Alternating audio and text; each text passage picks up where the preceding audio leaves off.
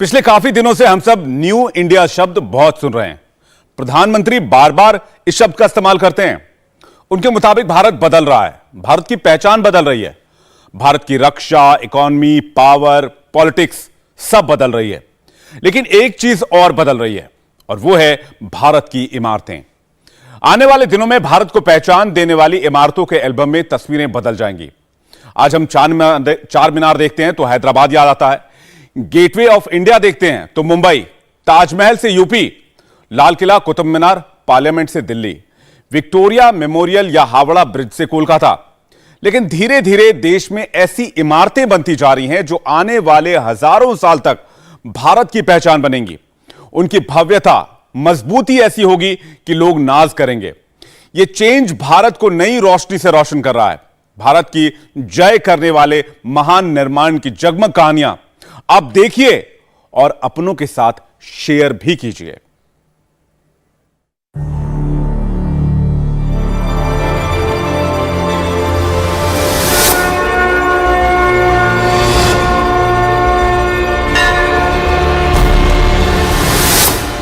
केदारनाथ, उज्जैन, सोमनाथ, काशी विश्वनाथ, बाबा धाम, अयोध्या,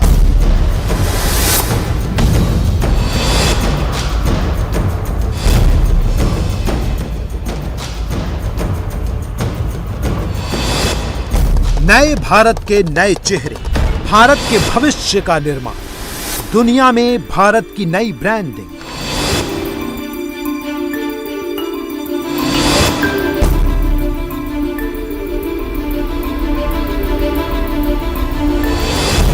शांति के कबूतर उड़ाने वाला हिंदुस्तान अब चीता छोड़ने वाले इंडिया में बदल रहा है। इस चेंज की स्क्रिप्ट कई तरीके से लिखी जा रही है। देश में हो रहे महान निर्माण उन्हीं में से एक हैं। ये भारत की सांस्कृतिक विभिन्नता के ब्रांड एम्बेसडर हैं। दुनिया में भारत को देखने समझने का नया नजरिया देने वाली प्रयोगशालाएं हैं। मेरा नशा ही नहीं उतर रहा है। केदारनाथ का बहुत मार्वेलस एक्सपीरियंस रहा है। नई पहचान बन सकती है। केदारनाथ, बद्रीनाथ, बैजनाथ जैसे हम भगवान के दर्शन करने जाते हैं। Experience is most beautiful. It's the best experience ever. Facility बहुत ही अच्छी है। मोदी जी ने जिस तरह एक सनातन रक्षा के लिए एक भारतीय परंपरा को जिस तरह आगे बढ़ाया है,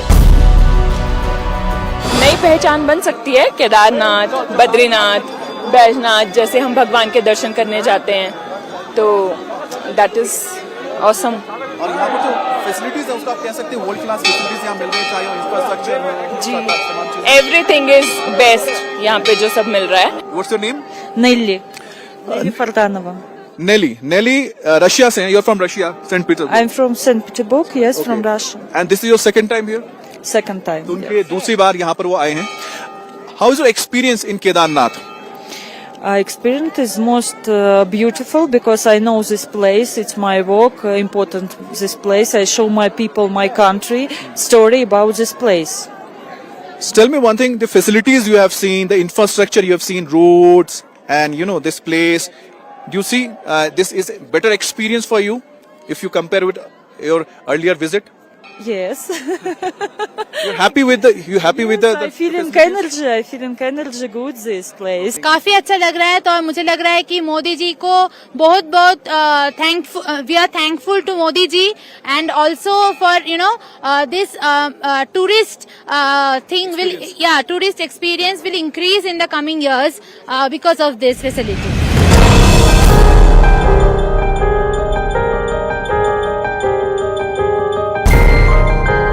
जगमग जय भारत की शुरुआत केदारनाथ के साथ 8वीं शताब्दी में केरल के कलाड़ी से चलकर शंकराचार्य यहां पहुंचे थे। यहां उन्होंने शिव मंदिर की स्थापना की। उत्तर, दक्षिण, पूरब, पश्चिम में 4 मठ स्थापित किए। भारत की आध्यात्मिक, सांस्कृतिक और धार्मिक एकता का उद्घोष किया। जो लोग कहते हैं कि भारत 19वीं शताब्दी से पहले एक राष्ट्र नहीं था, उन्हें खुद को गलत साबित करने के लिए केदारनाथ जरूर आना चाहिए।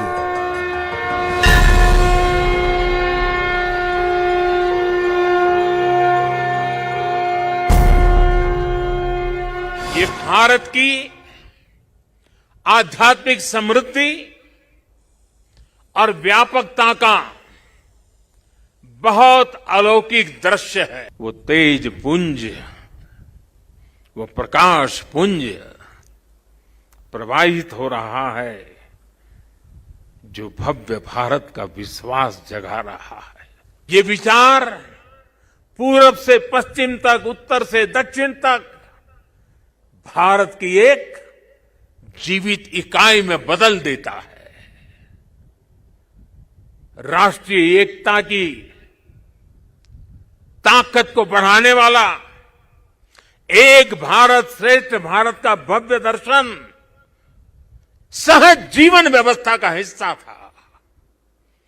बाबा केदारनाथ के दर्शन करके हर श्रद्धालु एक नई ऊर्जा लेकर जाता है। अब हमारी संस्कृति के, हमारी इस विरासत को, आस्था के केंद्रों को इसी गौरव भाव से देखा जा रहा है जैसा देखा जाना चाहिए था। भारत का प्राचीन सांस्कृतिक स्वरूप कैसा रहा होगा, आज हम इसकी कल्पना कर सकते हैं। अब देश अपने लिए बड़े लक्ष्य तैयार करता है और मेरे मुंह से यही निकलता है, एक ही बात निकलती है, समय के दायरे में बंधकर भयभीत होना अब भारत को मंजूर नहीं है। राष्ट्र की सांस्कृतिक श्रेष्ठता और भौगोलिक एकता का प्रतीक ये शिव मंदिर 12 ज्योतिर्लिंगों में से एक है। हिंदू धर्म में इसका बहुत महत्व है। महत्व के मुताबिक इस स्थान को महान बनाने के क्रम में क्षेत्र का विकास किया जा रहा है। मंदिर परिसर में नव निर्माण का भागीरथी प्रयास हो रहा है। नक्शा आपके सामने है। जो लोग केदारनाथ गए हैं और जिन्होंने तस्वीरों में देखा है वो इस नक्शे को ध्यान से देखें। मंदिर के चक्रवर्ती चेंज की कहानी सुनाई पड़ेगी।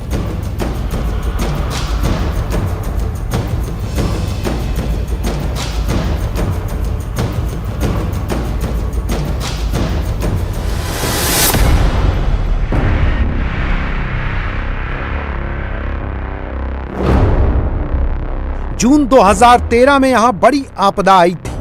मंदिर के दोनों ओर बहने वाली मंदाकिनी और सरस्वती नदियों का पानी जल प्रलय बन गया था। मंदिर की ओर आने वाला 10 फीट चौड़ा गलियारा इर्द गिर्द बने घरों के मलबे से ढक गया। मंदिर और उसके आसपास हजारों लोगों के शरीर बिना प्राण के मिट्टी में दबे हुए थे। करीब 30,000 टन मलबा चारों ओर फैला हुआ था। बिना चिता की श्मशान भूमि बन गया था केदारनाथ का देव प्रांगण।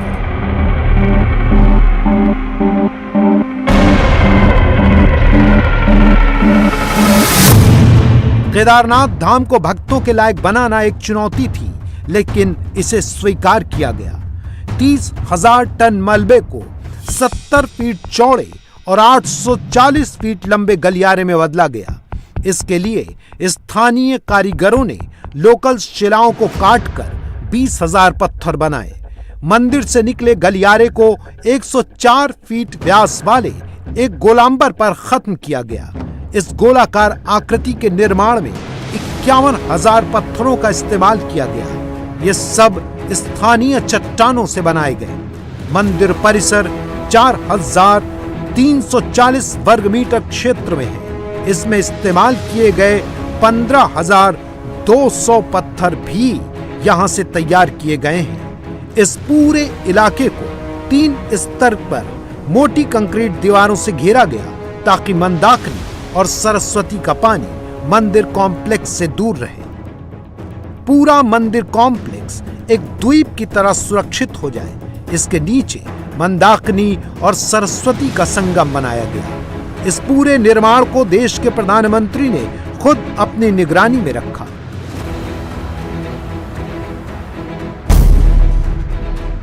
आजादी के 75 साल पूरे होने पर मैंने लाल किले से एक आह्वान किया है। ये आह्वान है गुलामी की मानसिकता से पूरी तरह मुक्ति का। आजादी के इतने वर्षों के बाद आखिरकार मुझे ये क्यों कहना पड़ा? क्या जरूरत पड़ी ये कहने की? ऐसा इसलिए क्योंकि हमारे देश को गुलामी की मानसिकता ने ऐसा जकड़ा हुआ है कि प्रगति का हर कार्य कुछ लोगों को अपराध की तरह लगता है। या तो गुलामी के तराजू से प्रगति के काम को तोला जाता है। इसलिए लंबे समय तक हमारे यहां अपने आस्था स्थलों के विकास को लेकर एक नफरत का भाव रहा। विदेशों में वहां की संस्कृति से जुड़े स्थानों की ये लोग तारीफ करते करते नहीं थकते, लेकिन भारत में इस प्रकार के काम को हेय दृष्टि से देखा जाता था। इसकी वजह एक ही थी, अपनी संस्कृति को लेकर हीन भावना, अपने आस्था स्थलों पर अविश्वास, अपनी विरासत से विद्वेष। केदारनाथ मंदिर से शंकराचार्य की समाधि तक पहुंचना स्थापत्य और धर्म का अनूठा फ्यूजन है। शिव के मंदिर से शंकर की समाधि तक गोल गोल रास्तों से पहुंचना ऐसा प्रतीत होता है जैसे आस्था के गर्भ में विश्वास की नाल से जुड़ा अस्तित्व आध्यात्मिक जन्म की ओर बढ़ रहा है। शंकर की मूर्ति दक्षिण में मिलने वाले खास काले पत्थर से बनी है। यहाँ अब दूरियां मिटाने वाले रोपवे का निर्माण होगा और यहाँ के रास्ते ऑल वेदर रोड से जोड़ दिए गए हैं। केदार की यात्रा का अनुभव शंकर की तरह ही विशिष्ट हो गया है। बन सकती है क्योंकि ये बाहर के देशों से कम नहीं है। यहाँ पे आने के बाद जन्नत नसीब होती है। लोगों को बोलते हैं कि यहाँ पे हेवन से हवा आती है, तो I think yes Kedarnath can be one of the places. Kedarnath हमको और मोटिवेट कर सकती है कुछ कुछ चीजों में। जैसे मैं आजकल के जो बच्चे हैं वो यूथ में उतना बिलीव नहीं करते, इतना रिलीजियसली मंदिर और सब में, लेकिन मैं यहाँ पे पहली बार जब आई तो मेरा तो नशा ही नहीं खत्म हो रहा है, बार बार आने का मन होता है। पहली बार आया हूँ यहाँ पर, और जिस तरह आज मोदी जी यहाँ पर आए उस समय मैं यही मौजूद था, और मोदी जी ने जिस तरह एक सनातन रक्षा के लिए एक भारतीय परंपरा को जिस तरह आगे बढ़ाया है, तो मुझे तो लगता है कि पृथ्वीराज चौहान के बाद एक कोई राजा आया है इस भारत का, इस भारत भूमि का, कि जिसने पूरे सनातन में, चाहे उज्जैन का महाकाल हो, चाहे काशी विश्वनाथ हो, चाहे आज यहाँ बाबा केदारनाथ धाम में जिस तरह उन्होंने अपने ओजस्वी बातों से लोगों को बताया कि किस तरह में भारतीय संस्कृति की रक्षा करनी है और इस वैभव को आगे बढ़ाना है, तो शायद ऐसा भारतीय इतिहास में ऐसा राजा हमने न देखा, न भूतो न भविष्यति।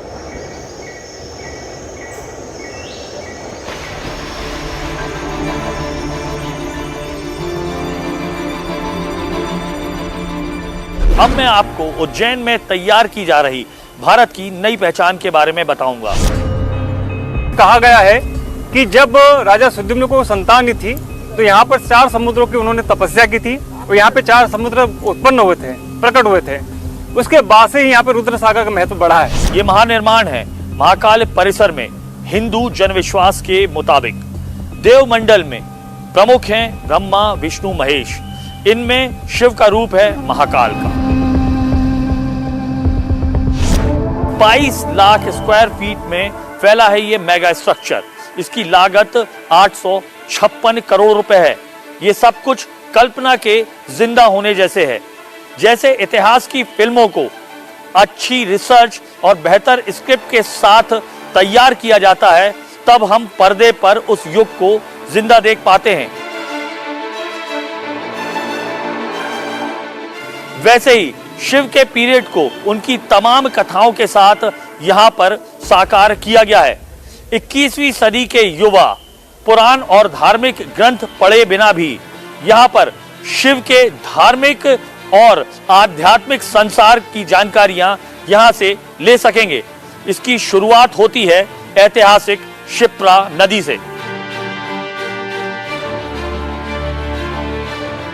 लगभग अगर 1 साल पहले की भी हम लोग बात करें तो यहाँ पर खड़े भी नहीं हो सकते थे, इतनी ज़्यादा बदबू आती थी।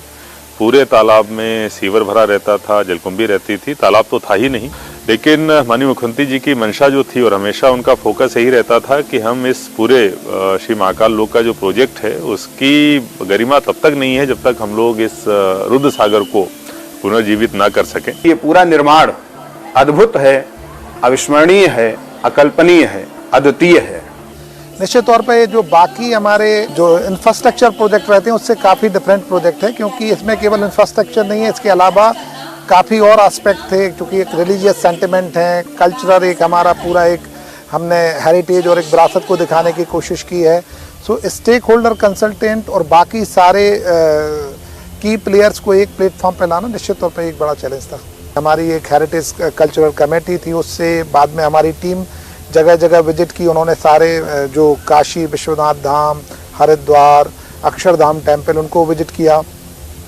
इस तरह से एक हमारी जो एक चीज़ निकल के आई कि हम ओवरऑल इस प्रोजेक्ट में क्या रिफ्लेक्ट करेंगे, तो एक बड़े कंसल्टेशन प्रोसेस के माध्यम से ये चीज़ें तय हुई। जगह की आवश्यकता थी और जगह जितनी भी हमारे पास अवेलेबल थी या तो वो एनक्रोचमेंट में थी या उसका एक्विजिशन किया जाना था, वहाँ पर स्कूल चल रहे थे, यहाँ पर अन्य संरचनाएँ थी, तो उनको सबको हटाना सुव्यवस्थित तरीके से लोगों की रजामंदी से और शांति व्यवस्था के साथ में, वो बहुत बड़ी चुनौती थी। लगभग 800 घर हमको खाली कराने पड़े, डिस्प्लेस करने पड़े। लगभग 17 स्कूल हमें शिफ्ट करके 2 जो बिल्डिंग्स थी उसमें लेके जाने पड़े। बहुत सारा अतिक्रमण था जो हम लोगों को हटाना पड़ा। रुद्र सागर पूरा का पूरा साफ करना पड़ा। कई सारी रोड्स थी जिनको चौड़ा करना पड़ा, वो एक बहुत बड़ी चुनौती थी। कई सारे देश हैं जिन्होंने बड़ी ऊंचाइयों को छुआ, लेकिन धीरे धीरे अपने देखते देखते वो पतन की ओर जा रहे हैं। क्यों? क्योंकि उनकी संस्कृति की तरफ उन्होंने ध्यान नहीं दिया, अपनी परंपराओं की तरफ उन्होंने ध्यान नहीं दिया। और हमारे यहाँ तो धर्म को, ये जो मानव तन हमें मिला है, मनुष्य शरीर हमें मिला है, ये मूलतः धर्म के लिए मिला है। ये शिव और जीव के बीच का जो एक दूरी है उसे समाप्त करने के लिए मिला है। तो हमारा तो लक्ष्य ही है शिव तक पहुंचना। कोशिश की है कि छोटी छोटी चीज़ों का ध्यान रखा जाए। जैसे हमारे जो 108 स्तंभ हैं उसमें आपने देखा होगा कि शिव के आनंद तांडव की 108 मुद्राएं होती हैं, तो 108 स्तंभ लिए और सब पे अलग अलग मुद्रा है। तो जो 108 मुद्राएं हैं उनको हमने उस पर उत्कीर्ण किया है। मैं जहाँ तक समझ पा रहा हूँ, क्योंकि जो भी यहाँ पर साधक आ रहे हैं, जिसके पास संत नहीं है, जिसके पास ग्रंथ नहीं है, अगर वो इस महाकाल लोक में अपना पैर रख देगा तो इतनी अद्भुत लीलाएं हैं। ये महाकाल लोक साधक और शिव के बीच में सेतु का कार्य करेगा। भारत के अगर परिप्रेक्ष्य में देखा जाए तो एक बहुत बड़ा कंपोनेंट है टूरिज्म का, और भारत की जीडीपी में 5% जो है वो टूरिज्म इंडस्ट्री का इन्वॉल्वमेंट है, जिसमें मैक्सिमम जो टूरिज्म है वो रिलीजियस टूरिज्म से रिलेटेड है। जैसा कि मैंने आपको बताया कि उज्जैन रिलीजियस कैपिटल है, यहाँ करीबन 1.5 करोड़ श्रद्धालु हर साल आते हैं। और अगर देखा जाए तो जैसे नाग चंद्रेश्वर के दिन 24 घंटे में 5 लाख यात्री आए थे इस बार 24 घंटे के भीतर। जब हमारे यहाँ शिवरात्रि पे 12 से 15 लाख श्रद्धालु आते हैं। पिछले सिंहस्थ में 7 करोड़ यात्री 1 महीने के भीतर आए थे। तो एक बड़ा चैलेंज रहता है कि जो इस तरह से यात्री आ रहे हैं उनको कैसे कैटर किया जाए। दूसरी बात, अगर हमको उनको प्रॉपर फैसिलिटेट करेंगे और वो शहर की इकोनॉमी में, अगर एक व्यक्ति, हमारा ऐसा अनुमान है कि इस कॉरिडोर के बनने के बाद जो यात्रियों की संख्या है वो दुगनी होगी। सो अगर 1.5 करोड़ यात्रियों के स्थान पे 3 करोड़ यात्री आ रहे हैं और एक यात्री 200 से 500 रुपये भी कंट्रीब्यूट कर रहा है, तो वो करीबन 400 से 700 करोड़ का इस शहर की इकोनॉमी में प्रत्यक्ष इन्वेस्टमेंट है। और इसका केवल फर्क केवल उज्जैन पे नहीं पड़ेगा। इंदौर हमारा नियरेस्ट एयरपोर्ट है, भोपाल है, आसपास के पूरे शहरों की इकोनॉमी में असर पड़ेगा। यहाँ पर साधक आएगा, जो बच्चे आएंगे, जो हमारे युवान भाई बहन आएंगे, तो उनके मन में एक क्यूरियोसिटी कहीं ना कहीं जगेगी, एक जिज्ञासा उत्पन्न होगी कि विग्रह का अर्थ क्या है। तो जैसे ही उन्हें पता लगेगा इसके पीछे का कथानक क्या है, तो मैं वही कह रहा हूँ कि सेतु के रूप में वो काम करेगा। वो शिव के कथानक से जुड़ेंगे, वो शिव से जुड़ेंगे, और शिव का तात्पर्य होता है कल्याण। जो जीव कल्याण से जुड़ गया उसका जीवन धन्य हो गया।